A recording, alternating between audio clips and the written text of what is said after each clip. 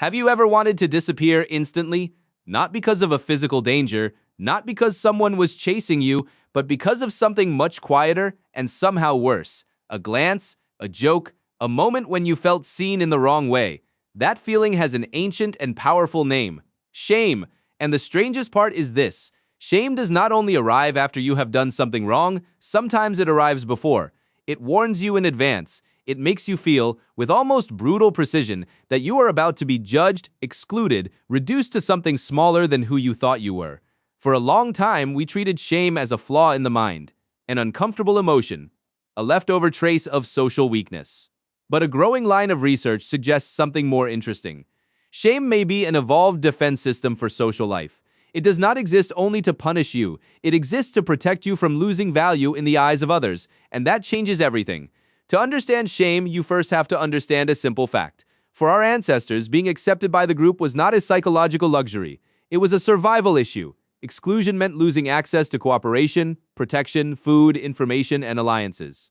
In that world, an emotion capable of anticipating reputational damage could be extremely useful. In that sense, shame works like an alarm. It does not simply tell you you were wrong. It tells you you are about to be seen as less worthy. And this is where shame becomes different from other moral emotions, like guilt. Guilt usually pushes you toward repair. You did something wrong and you want to fix it. Shame, by contrast, often pushes you to hide, deny, disappear, or avoid the gaze of others.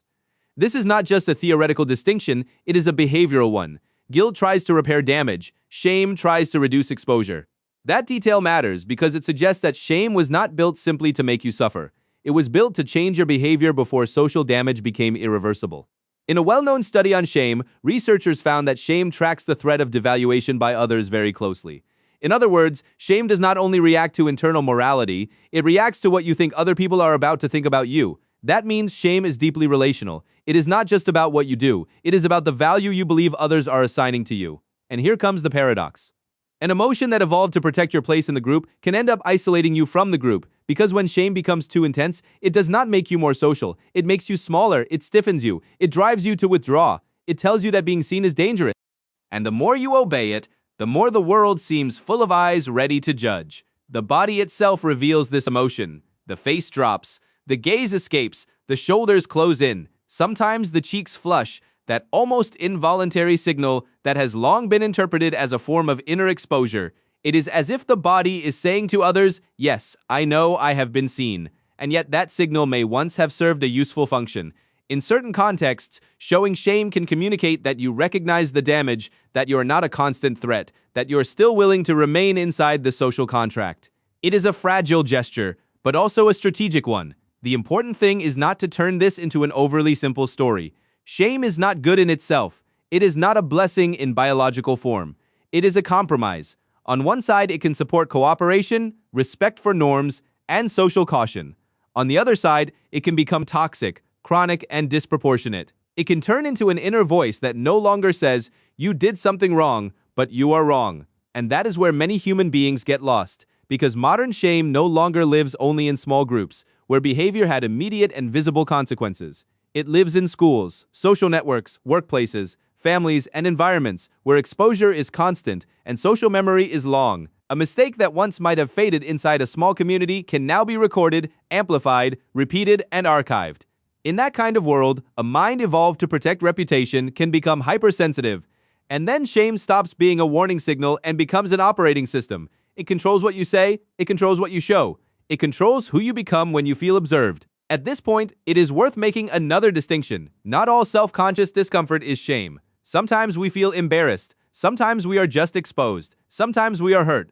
But shame has a deeper and harsher quality. It involves identity. It does not only say that you failed. It suggests that failure has entered the definition of who you are. And that is one reason it is so powerful. For a social animal like us, identity is never fully private.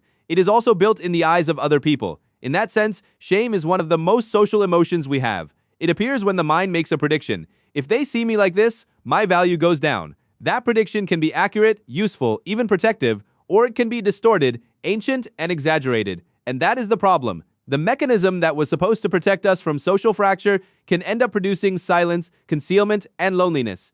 It is no accident that shame so often comes with the urge to vanish, hide the face, close the body, lower the voice.